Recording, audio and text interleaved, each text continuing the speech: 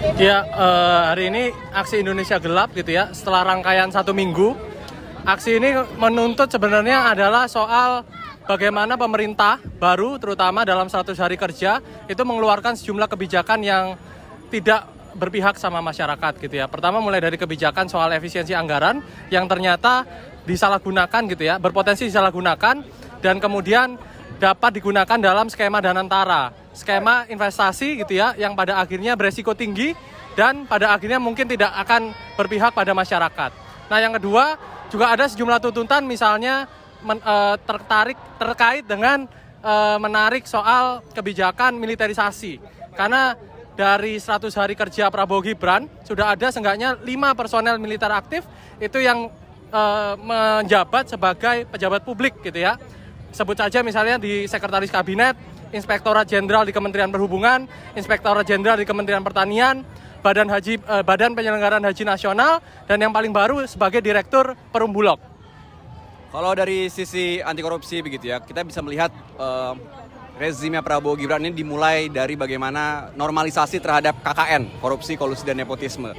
Jelas sekali begitu ya, wakil dari Prabowo, Gibran Rakabuming Raka, berangkat dari salah satu praktik baik dalam tanda kutip begitu ya, nepotisme tingkat tertinggi di negara ini. Mungkin dulu hanya dikenal di tingkat-tingkat kepala daerah, tapi pasca Gibran terpilih menjadi wakil presiden itu menandai pertama kalinya suksesi dinasti politik berlangsung di office tertinggi. Jadi apa yang terjadi sekarang merupakan snowball effect begitu ya, kulminasi dari praktik-praktik yang dimulai dengan kultur yang kental dengan nuansa KKN tersebut. Dalam konteks lain kita juga melihat banyak pengaturan atau tatanan-tatanan rule of law dan tata negara yang akuntabel itu dipretel satu persatu. Kita lihat belakangan ada upaya dari DPR begitu ya untuk mengesahkan sebuah tata tertib yang jelas-jelas inkonstitusional yang pada intinya mencoba untuk menguasai cabang kekuasaan lain. Jadi jabatan-jabatan publik yang diseleksi oleh DPR bisa dievaluasi dalam tanda kutip dan kemudian ada potensi bisa dipecat di kemudian hari begitu. Jadi kita bisa melihat misalkan DKPP, KPU, Mahkamah Konstitusi, MA dan semua jabatan-jabatan publik lainnya sangat mungkin dibuat tunduk begitu ya oleh kepentingan-kepentingan rezim Prabowo yang mana juga merupakan pemilik koalisi terbesar begitu di DPR. Dan belakangan juga kita melihat tadi disinggung soal Danantara, itu juga ada potensi besar untuk justru mengundang begitu ya korupsi lebih banyak di sektor BUMN. Karena kalau kita lihat dari undang-undang terbarunya, akuntabilitas itu sangat tidak mungkin bisa dijalankan dengan sebagaimana mestinya karena kewenangan BPK yang dulu bisa mengaudit laporan keuangan BUMN dipangkas begitu ya. Jadi harus melalui persetujuan DPR. Ini jelas merupakan bentuk politisasi dari pengawasan yang harusnya bersifat meritokrasi dan profesional begitu. Kalau untuk dari kebebasan pers, kita bisa melihat banyaknya media sekarang yang tumbang di era Prabowo ini. Termasuk teman-teman yang sebelumnya seperti pekerja seniman seperti itu yang suka tani yang kemarin dipaksa atau diduga dipaksa untuk meminta maaf dan disiarankan di media sosialnya masing-masing ya. Berarti kita juga melihat di era Prabowo ini pelemahan atau pilar keempat demokrasi atau pres itu juga sangat-sangat besar terjadi begitu.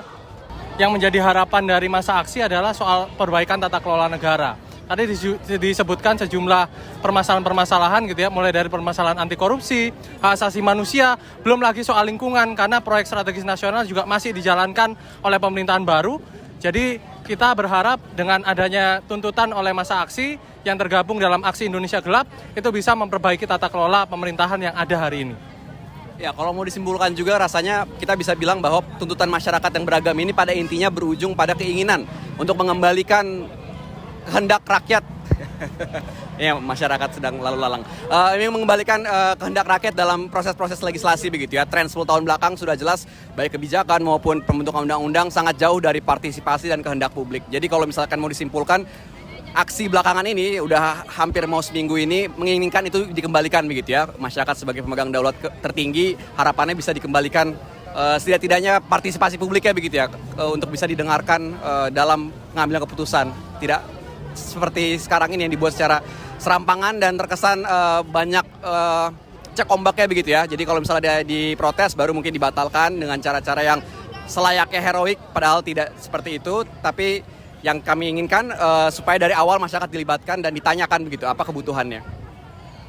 Untuk di kebebasan pers kita juga udah lihat di dalam prolegnas itu juga termasuk di pembahasannya di dalamnya itu adalah RUU penyiaran, di mana pelarangan investigasi kepada jurnalis, investigasi juga, di mana itu kita berharap kebebasan pers ya kembali ada, kembali nyata meskipun pelemahannya sudah terjadi pada era sebelumnya dan sampai saat ini terasa lebih kuat lagi dan super mendiskreditkan pers itu sendiri.